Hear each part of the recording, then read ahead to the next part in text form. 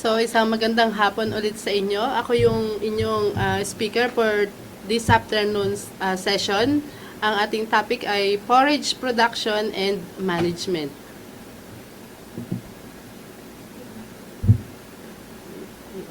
So, before we start, gusto ko munang i-emphasize kung ano yung goal of buffalo production. Siguro may magsasabi sa inyo na it should be profitable. So, paano naman natin masasabi na profitable yung ating buffalo production? So, first, dapat yung ating mga cows ay magpuproduce ng 2 calves in every 3 years. And then, kung fattening naman or meat production, dapat ang ating mga alagang kalabaw ay may average daily gain na 1 kilogram in 4 to 6 months. And then, kung milk production naman, dapat meron tayong average of 6 to 8 liters ng milk per day. Pero, maraming factors na affecting growth, productivity, reproduction, and profitability. So, magbibigay lang ako ng ilan. Ito yung unang-una na yung management. And when we talk about management, kasama dito yung reproductive, health, housing, and feeding management. And then second is the genetic, yung breed and the genetic potential ng ating mga animals. So may mga breeds na mabilis lumaki, malalakas gumatas, and then meron din naman na yung maliliit lang sila and hindi sila masyadong nagbibigay ng gatas like yung ating mga natives. So, pangatlo, yung environment. Kasama dito yung climate and yung season. And then yung nutrition. So, regardless kung maganda yung management and genetic makeup ng ating animals, kung hindi naman naibibigay yung proper nutrition, hindi din nila mapapakita yung kanilang maximum potential or yung kanilang yung genetic makeup ng animals. So, napakahalaga ng nutrition. And dito, pumapasok yung forage production. So, what is forage nga ba? So, yung forages ay any plant materials or mga pananim na may sanga or dahon na commonly pinapakain sa ating mga alagang kalabaw or ruminants. And sinasabi na 60 to 100% ng rasyon ng ating mga alagang hayop ay binubuo ng mga forages as source of their energy, protein, vitamins and minerals. And ito din ang cheapest na pakain at pwede siyang ipakain na fresh or sariwa, buro or ensiled, hay o pinatuyo as ingredients din ng total mix ration or ingredient ng forage-based pellets. So napaka-importante ng forages sa ruminant production. And isa sa mga requirement ni PCC bago mabigyan ng kalabaw yung isang farmer ay dapat meron siyang at least 1,000 square meters na forage production area dahil sa mga scenarios na napipace ng ating mga ruminant raisers like yung seasonality ng mga forages lalong-lalo na during drought season, talagang hirap or walang mahanap yung ating mga farmers ng pakain para sa kanilang mga alaga. And then, pangkaraniwan na yung nakukuha nila na mga forages ay may low nutrient content. And ito yung pinakamahirap. They spend more time in feed collection kung saan pa sila nakakarating para lang maghanap ng sariwang damo or ng pakain para sa kanilang mga alagang hayop. At dahil sa low quality na nga yung pakain and yung quantity ay kulang pa, nagkakaroon ng poor health condition yung kanilang mga alaga. At nagiging dahilan din ito na nagkakaroon sila ng high risk of incurring diseases.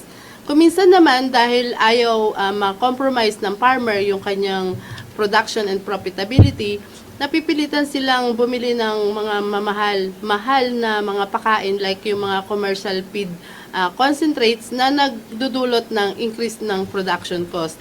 So para ma-address itong mga scenarios na ito, napakahalaga ng forage production. So, paano naman yung dapat gawin para sa forage production and yung proper management? So, dun muna tayo sa benefits ng forage production. Kung kanina nakita natin yung mga problems encountered pagka walang forage production area, yung isang farmer, ito naman yung benefits kung meron production area si farmer. Unang-una na, may ensure natin yung supply ng high quality forages. And then, dahil high quality yung mga forages na ipapakain natin sa kanila, magkakaroon ng good health, reproduction, and productivity. Also, mas madali na yung pag-harvest kasi nandun lang sa ating area, hindi na kailangan na pumunta pa kung saan-saan.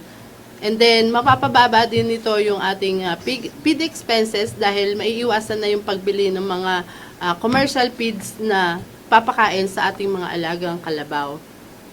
Also, makakatulong tayo sa environment by preventing soil erosion and mai-improve yung soil fertility dahil may mga types of forages na may mga nitrogen fixing bacteria na nagtumutulong para ma-improve yung fertility ng lupa. Ang forages ay nakaklasify sa dalawa. So, una, yung grasses or energy source or tinatawag din nila na kanin, pinakakanin, ano. Ito yung mga monocots. And then, yung legumes, mga protein sources ito at tinuturing naman silang pinakaulam or ito yung mga dicots. Para maklasify yung grasses and legumes, makaklasify sila based sa seed, sa root, sa dahon, and sa flower. So, monocots ay 1 cotyledon, ang dicots naman ay 2 cotyledons, and then sa root naman, sa monocot ay 5 roots ang kanilang root system, sa dicots naman ay top roots. Yung dahon, makikita ninyo, parallel ang veins ng monocots, and then yung dicots ay branch ang kanyang mga veins. And sa flower, multiples of 3 sa monocots and 4 to 5 naman dun sa mga dicots. So, yan yung mga forage classification. Example, itong grasses as energy source, yung napier, sorghum, corn, mombasa, at marami pang iba. At sa legumes naman, ito yung ipil-ipil, malunggay, kakawate, and indigo. Sa pagtatanim ng mga pakain or ng forages, so we have to consider yung forage selection in terms of soil and climatic adaptation, the feeding system, and also the purpose of planting. And then sa management naman, yung proper management, kasama dito yung from land preparation to harvesting and utilization, and then sa conservation. So, iisa-isahin natin ito. Simulan natin sa forage selection based on soil and climatic adaptation. So, makikita nyo dyan sa table yung mga grasses na varieties and species na kung saan sila adapted na climate and soil type. Makikita ninyo dyan yung gamba grass and star grass, best siya or suited siya do sa soil na may low fertility and very acid soil. While yung coronibia grass and dictenura ay suited siya do sa short dry season. And then kung waterlogged naman or laging basa yung ating land or yung area, tamang-tama dito yung paragrass. And then kung drought resistant naman na mga varieties yung ating hinahanap, tamang-tama dito yung gamba grass, star grass, yung mulatutu, and then the sweet sorghum. Ito yung mga tinatawag na drought tolerant varieties. And then, papansinin natin, si paragrass, rusi, si napier, and si tarya, hindi nila kaya yung long dry season at saka yung nasi-shade. Para naman sa legume varieties, papansinin natin, halos lahat sila ay pwede sa short hanggang long dry season and from fertile to moderately fertile na soil. And then, yung Madre de Agua and Cassava, mga shade-tolerant na forage species ito, mga ito. And then, si Stylosantes, ang maganda sa kanya, pwede siya sa short hanggang long dry season na may fertile to very low fertile na type of soil. And kung waterlogged naman, pwede dito itanim yung forage peanut, kudzu, at yung Madre de Agua. So, ilan lang ito sa mga forage species and yung guide para sa pagpili ng itatanim natin based on soil and climatic adaptation. Kung ibibisit ninyo yung FB page ni PCC, makikita nyo din ito doon. So, ini-add ko lang. Example to, yung energy source. nakalagay na dito kung saan type ng soil siya at yung sa type, pH ng soil magta-tribe like yung Napier, Paragrass, and Damulato. Para naman doon sa protein source, yung kakawate, ipil-ipil, and indigopera. So, next ay yung forage selection based sa type of feeding system. Napaka-importante na i-consider itong feeding system. Like kung pangsakate ba or cut and carry yung gagawin ni farmer sa pagtatanim niya nung forages. So kapag cut and carry, dapat ay madaling putulin o anihin at matataas ito at katamtaman like yung Napier, Mombasa, the ipil-ipil, and the kakawate. Kung ito naman ay pangsugahan or yung tinatawag nating grazing, syempre mas mabababa or yung mga gumagapang na mga forages, yung dapat na itanim natin dito. Like yung mulato, stylo, mani-manian, and rusi. And kapag combination naman ng cut and carry and grazing, dapat yung katamtamang taas, like yung stargrass, setaria, ginigas, and indigopera. So, imaginein natin kung ang ating feeding system ay grazing and yung Napier yung nakatanim, so hindi siya suited, no? Or, ibalik rin natin kung cut and carry tapos ang tanim natin ay mulato, mas magiging mahirap yung harvesting dahil mabababa ito. So, napakahalaga na i-consider yung type of feeding system. Next ay yung purpose of planting. So, pwede naman tayo magtanim ng forages na pang-control ng erosion, lalo na kung yung ating area ay laging nag-e-erode. So, pwede din na pang-bakod or mag-serve as protection or boundaries dun sa ating mga lupa. At eventually, magagamit natin as a source ng feed para sa ating mga alaga. At inire-recommend dito yung mga matataas hanggang katamtamang taas ng forages like indigo, ipil-ipil, kakawate, and then the madre de agua. And pwede din yung cover crop. So commonly ito dun sa mga plantation at ang mga itinatanim ay yung mga gumagapang para maiwasan yung pagtubo ng mga mapaminsalang damo. So example ng pwedeng itanim dito ay yung Dictenura, Centrosima, Kudzu, Siratro, at Manimanian. So, dumako naman tayo ngayon doon sa proper management, yung land preparation. So, kung ating area ay marumi pa or madami pang mga unwanted na mga pananim, kailangan na i-clear ito or linisin. And then, kailangan din patagin para sa irrigation and drainage. And then, kailangan siyang araruhin or yung plow and harrow. And then, ito naman, optional yung paglalagay ng apog. And then, kapag na-prepare na yung lupa, nilagyan na siya ng mga farrow, pwede na siyang, handa na siya para sa pagtatanim. So, hindi naman nire-recommend na sobrang pino yung ating lupa. And hindi rin naman yung masyadong bukol-bukol pa yung mga lupa. So, dapat ay katamtaman lang yung preparation ng ating lupang pagtataniman. And then, kapag okay na yung ating area, kailangan naman i-prepare natin yung planting materials. So, yung mga planting materials na gagamitin natin, dapat ay healthy ito at nasa right maturity. Ibig sabihin, hindi masyadong bata at hindi rin masyadong matanda. And dapat ay free from damages. Pwede tayong gumamit ng cuttings na kung saan pinuputol ito ng 2 to 3 nodes. Or pwede rin naman na option na itanim ito ng whole stem planting. And then, pwede rin ng tiller o rootstock. Ang recommendation, alisin nyo ang mga dahon para maiwasan yung kompetensya ng nutrients na a-absorb nito. At nire-recommend na 3 to 5 tillers yung gamitin na itanim per hill.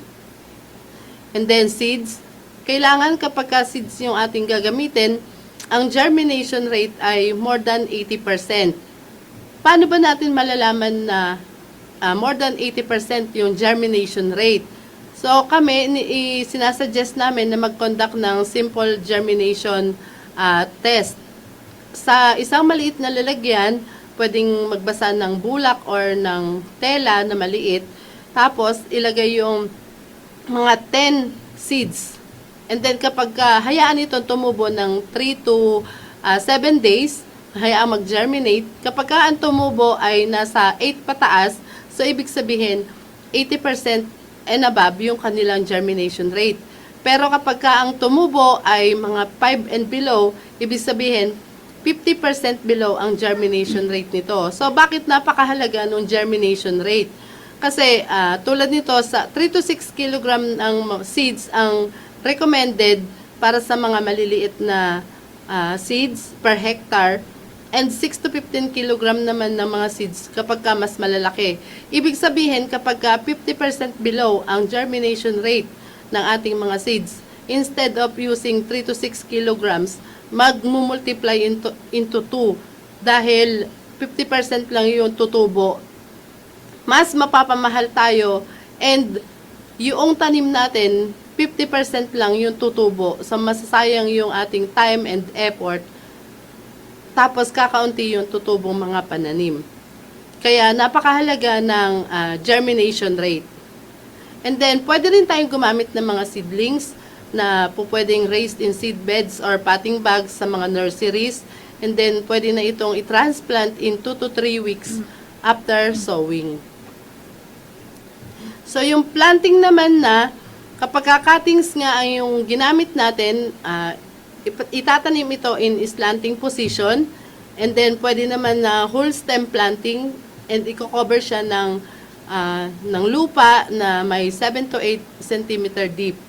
Kapag kabuto naman yung gagamitin, lalo na kung ito ay yung maliliit na buto, inire-recommend na i-mix ito sa compost at tabunan ng 1 to 2 cm deep. Kapag ka naman seedlings na galing sa mga potting bags, kailangan na tanggalin muna natin yung potting bags bago ito itanim. So, ang recommended na planting distance ay 70 to 80 cm between furrows and 25 to 50 cm between hill. And then, kailangan natin ng replanting. Kapag nakita natin na madami yung hindi tumubo, pwede naman tayong mag-replant para ma-maximize yung land use and yung production. And then, fertilization. So, nire-recommend namin na maglagay ng 4 to 5 bags na inorganic fertilizer. Pwedeng urea or complete or combination ng both. And then, 10 to 20 tons ng organic as basal. And then, every 21 days after planting or 2 weeks thereafter. Irrigation.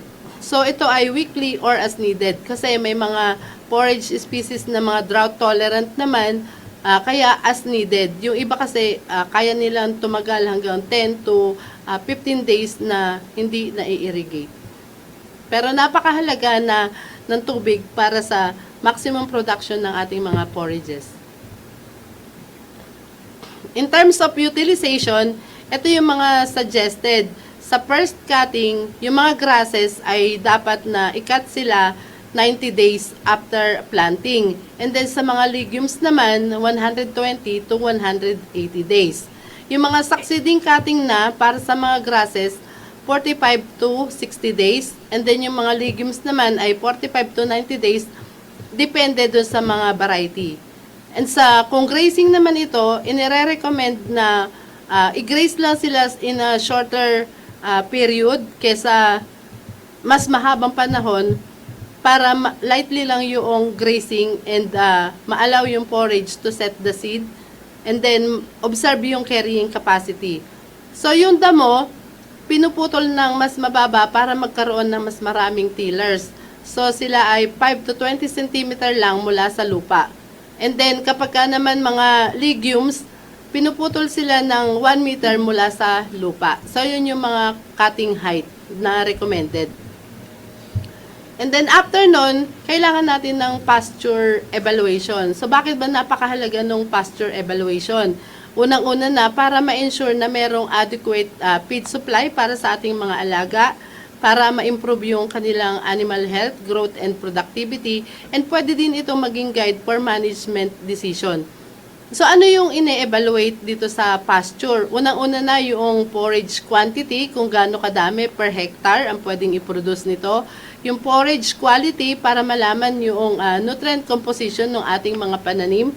And then yung forage composition, kung ilang percent yung grass, ilang percent yung legumes, or ilang percent yung mga weeds. Baka naman kasi yung tanim natin ay napier, tapos ang makikita na pala doon ay puro weeds. So, mahalaga na i-evaluate natin yung composition.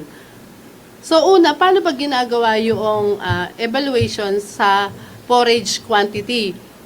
So, meron dapat na prepare na quadrant frame na ang sukat ay 1 by 1 square meter. Pwedeng made of PVC ito.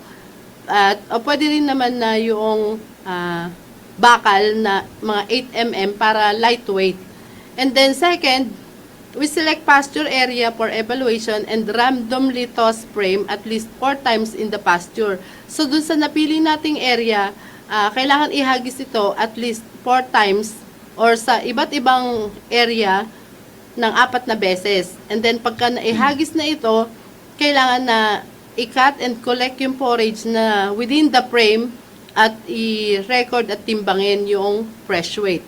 So, for the computation, kung 4 na quadrant, so quadrant 1 plus quadrant 2 plus quadrant 3 plus quadrant 4, yung total, i-divide dun sa number of quadrant, which is 4, i-multiply natin sa 10,000 square meter dahil yun yung per hectare, and then i-divide into 1,000 para in tons.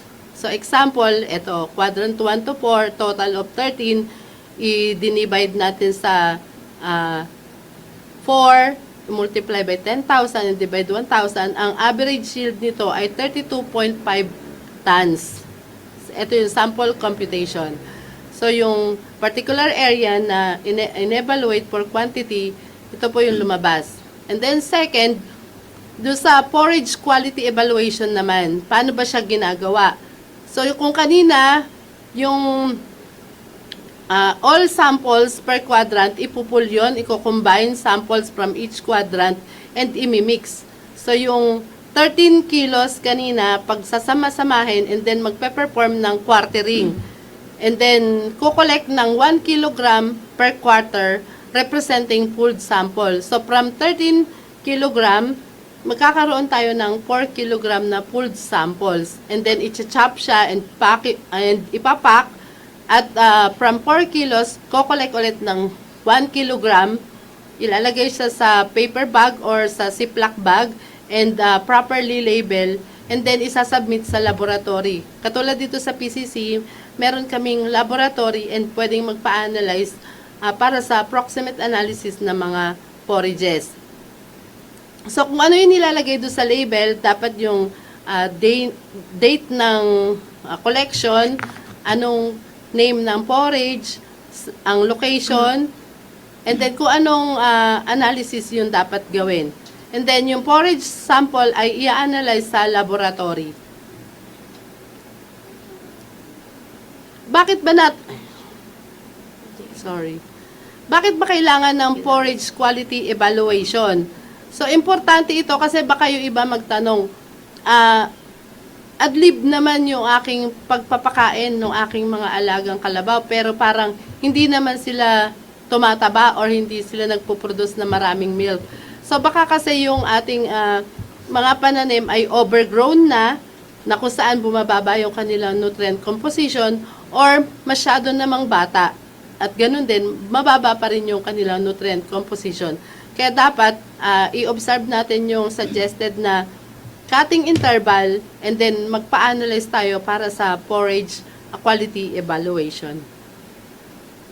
Next ay yung forage composition evaluation naman. So, paano ba natin malalaman kung gano'n nakarami yung prepared na tanim versus dun sa mga weeds or mga unwanted na mga pananim? So, dun sa ginawa natin kanina na per quadrant, kailangan i-identify kung ano dun yung grass, legumes, and weeds. So, ika-classify natin sila, titimbangin isa-isa yung grass, legumes, and weeds. And then, ito yung sample computation. Doon sa quadrant 1 na total of 4 kilogram, ang prepared grass, halimbawa napier, ay 3.6 kilos, and then yung legumes na nakasama ay 0.5, and then may weeds na 4.25, and so on hanggang sa quadrant 4, makikita natin dito yung percentage ng prepared grass kung Napier yan, ay nasa 77 or 78%. Ang legumes naman ay nasa 13% and yung weeds ay almost 9%. So, sabi dito sa forage composition scoring, kapag more than 80%, yung prepared grass, masasabi natin na ito ay good. And then, moderate naman kapag 40 to 60%.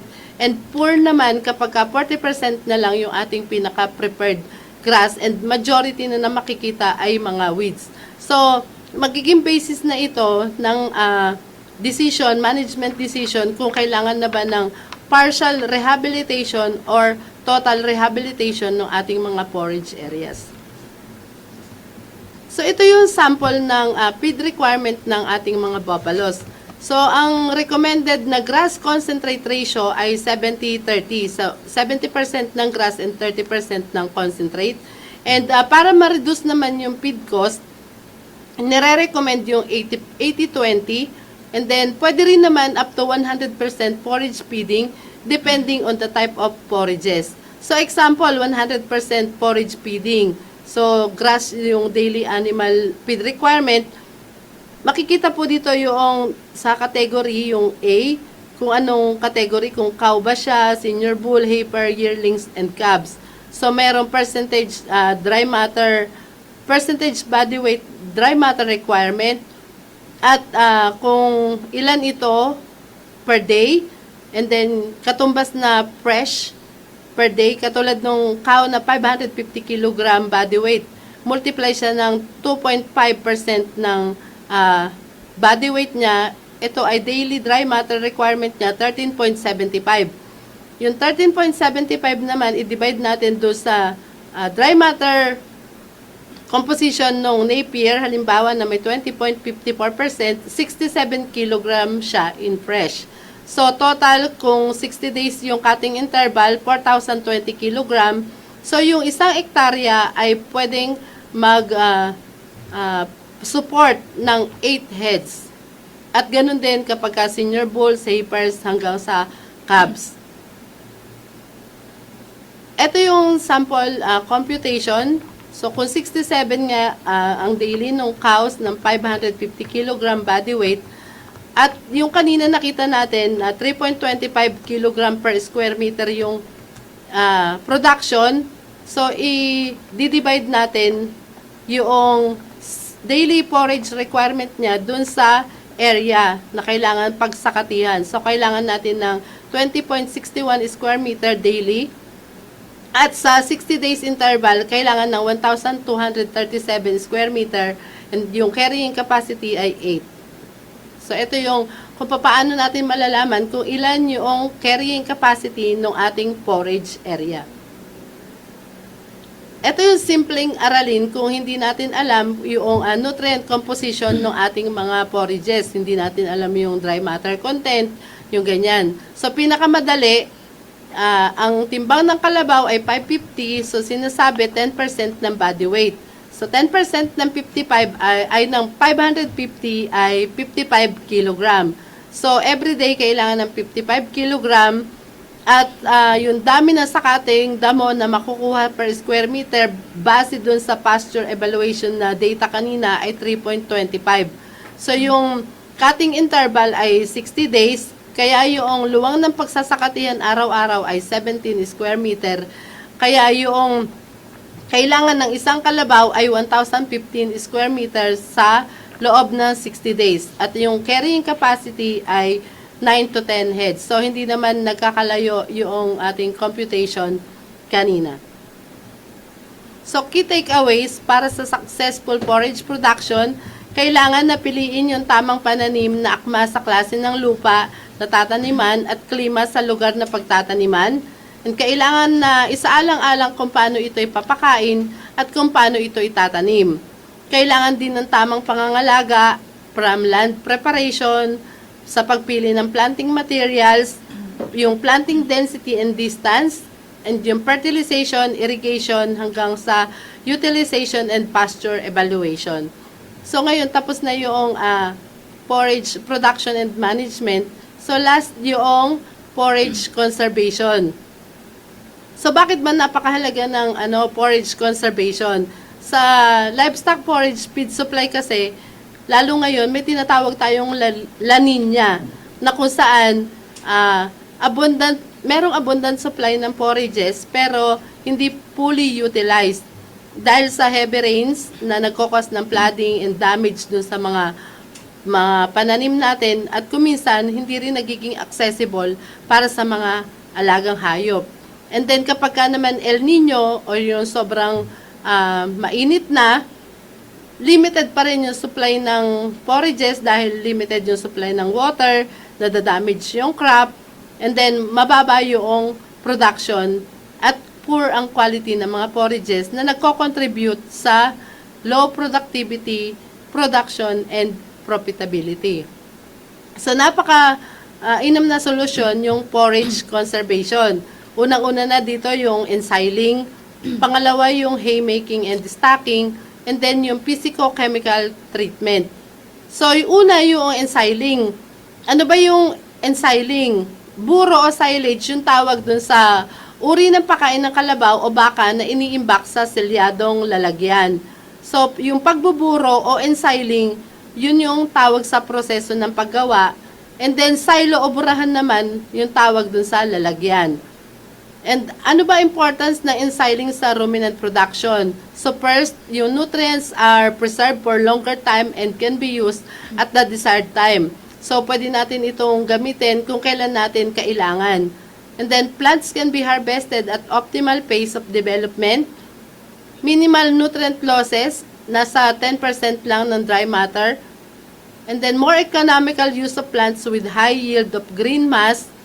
And it can be produced regardless of season. So, ibig sabihin, all year round, pwede tayong maggawa or i-perform ang ensiling. It also improves digestibility and nutrient bioavailability and best suited for both backyard and commercial farms. It also enhances animal growth, milk production, and profitability.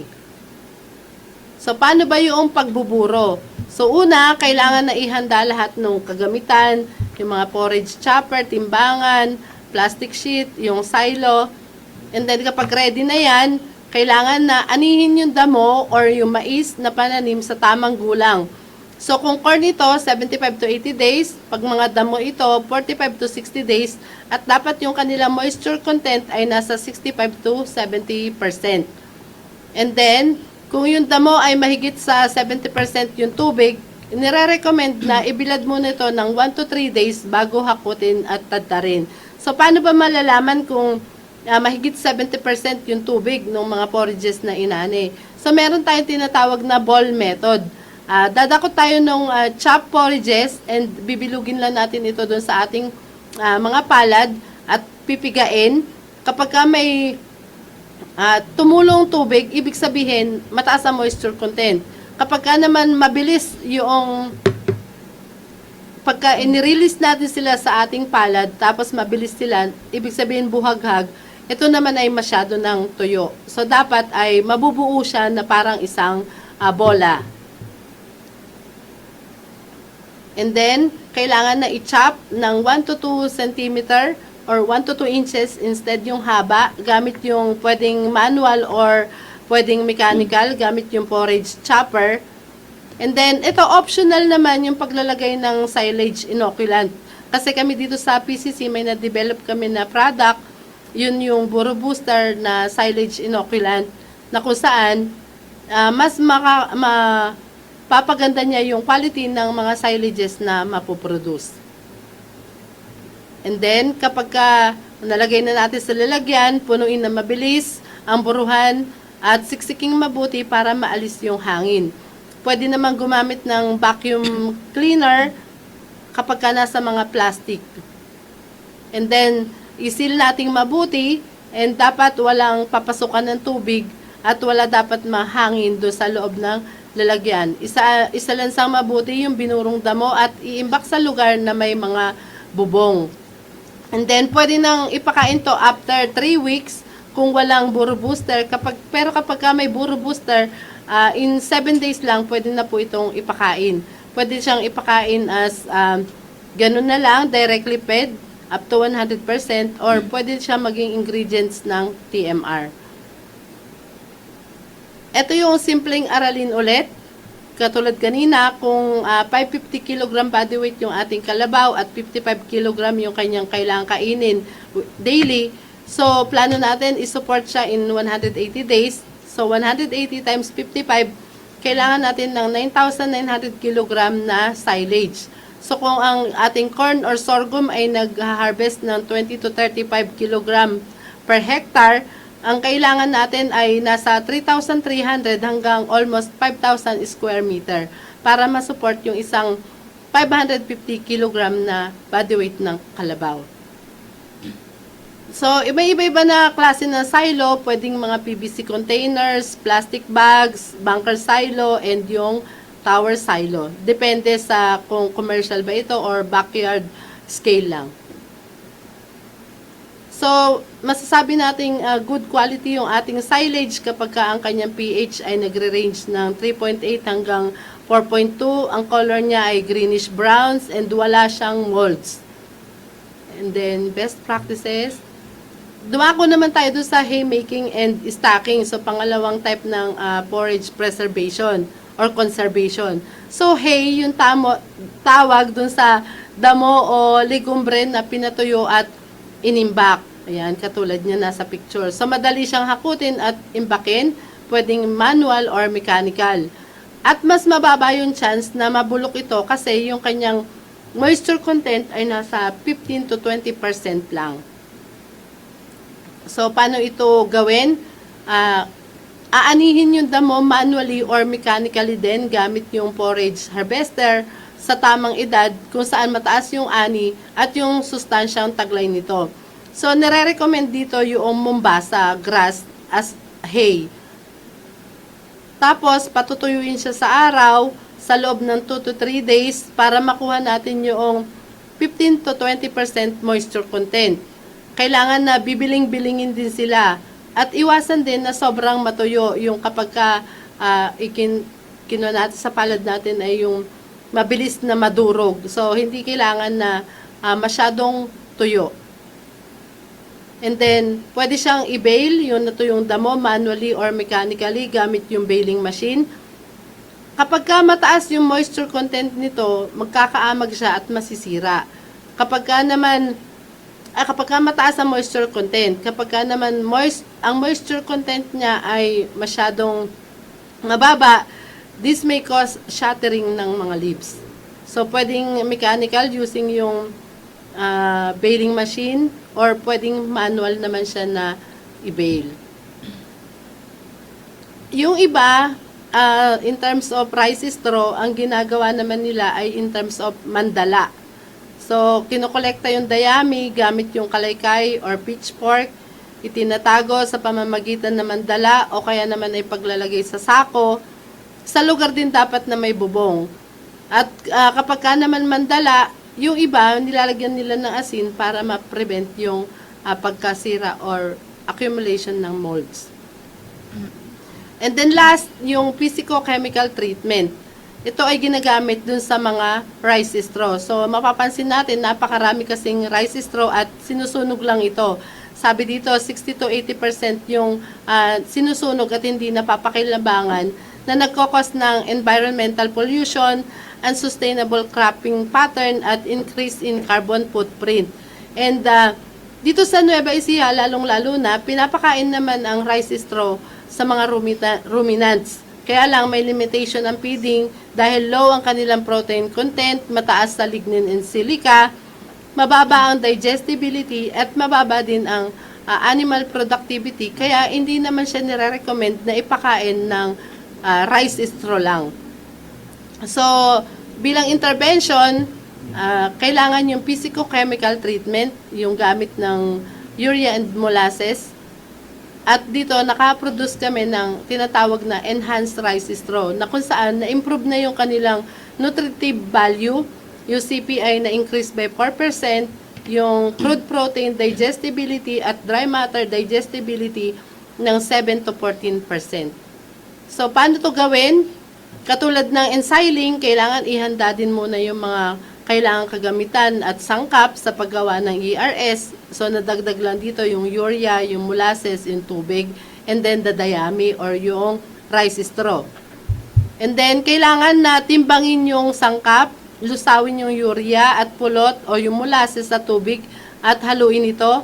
And then, italbog or isawsaw yung dayami dun sa napaghalo-halong mga sangkap o solusyon at siguraduhin na mabasa ito. Kapag ka nabasa na, kailangan na patiktikan muna siya at ilagay doon sa desired na lalagyan o silo. Siksikin din siya mabuti hanggang mas mapuno yung lalagyan. And then, iseal din siya mabuti, takpan ng plastic at lagyan ng pabigat sa ibabaw gaya ng gulong or kahoy. Ito yung mga dapat nating tandaan sa paggawa ng ERS. So, dapat na sunding mabuti yung paraan ng paggawa, siguraduhin din na tama yung konsentrasyon ng urea at tubig, at kailangan na ipakain ito pagkatapos ng isang buwan.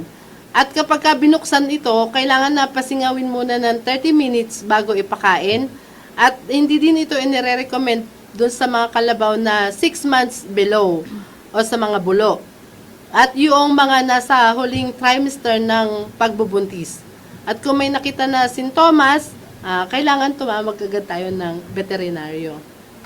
So, para sa mga karagdagang impormasyon, kami sa Production System and Nutrition section ay may mga research-derived KP materials tulad ng nasa screen for more information. So, yun lang. Thank you.